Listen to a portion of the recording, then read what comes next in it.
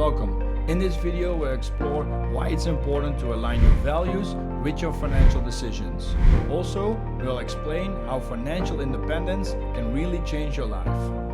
You really don't need a fortune to get everything you really want, and I will show you why.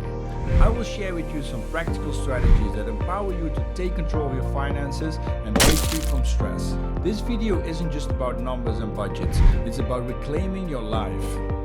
If you're ready to escape your financial burdens and live by your values, then this video is for you. You really only have two options: take control of your financial situation, or put your head in the sand and hope that everything will be okay. The choice is yours. It won't be easy. It will require discipline and sacrifice, but at the end of this road there will be freedom. Are you with me? Money is a limited resource and we can only spend it once. Every euro we spend to one thing means saying no to many other possibilities. And even though you can always make more money, it's a limited amount you will ever have in your life. So it's important to recognize the trade-offs involved in our financial decisions. Let's consider an example. You have the means to buy a brand new car, but it also means saying no to a dream vacation in Santorini with your partner, creating unforgettable memories together.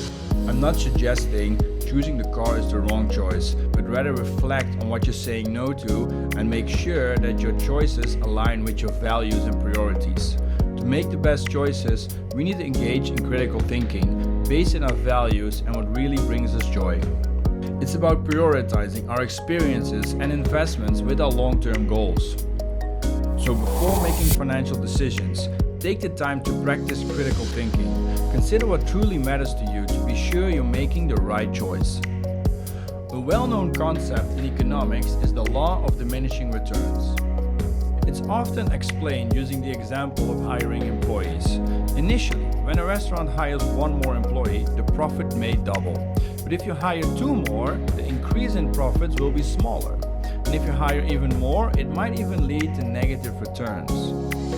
We can apply the same principle to our spending and happiness. Several studies have attempted to determine the average amount of money that can increase our happiness. According to one study, after reaching an income of $75,000, additional money doesn't significantly increase our happiness. This number, of course, is very personal and depends on where you live. But what this shows is most people don't need millions to live a fulfilled life. We can also think about it in terms of buying a car. Going from not having a car to owning an old Toyota can bring happiness because it provides more freedom. Upgrading to a newer Toyota can further increase joy by reducing technical issues.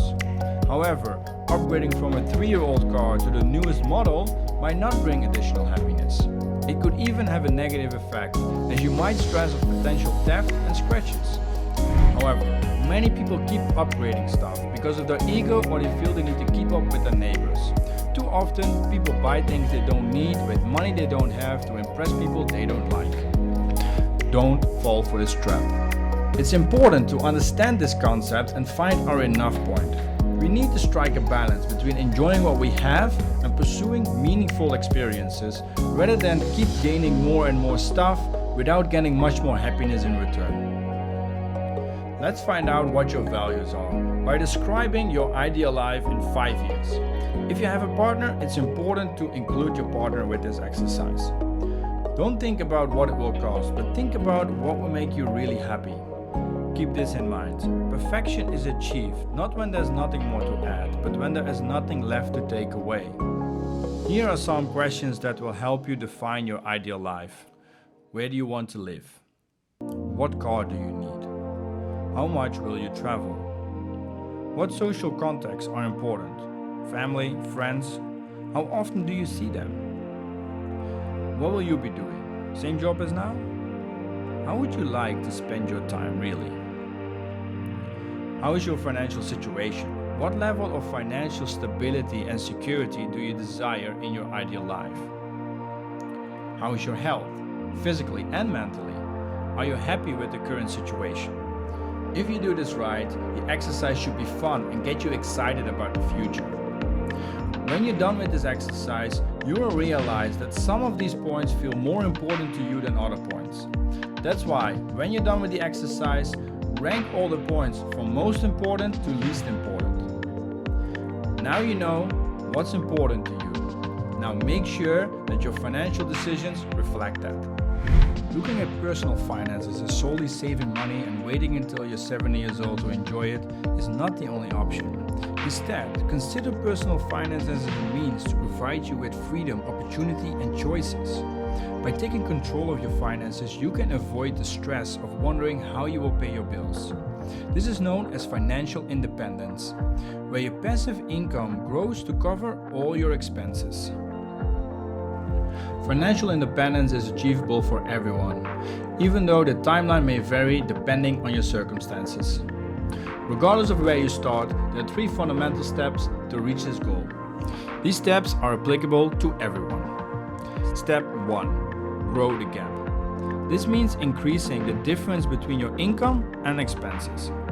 You can achieve this by either increasing your income, reducing your expenses, or a combination of both. Invest the gap. Take the surplus you have created by growing the gap and invest it wisely. There are various investment options available, such as stocks, real estate, or starting a business, which have the potential to grow your wealth and generate passive income over time. One side note here, before you invest, make sure you have an emergency fund for a rainy day.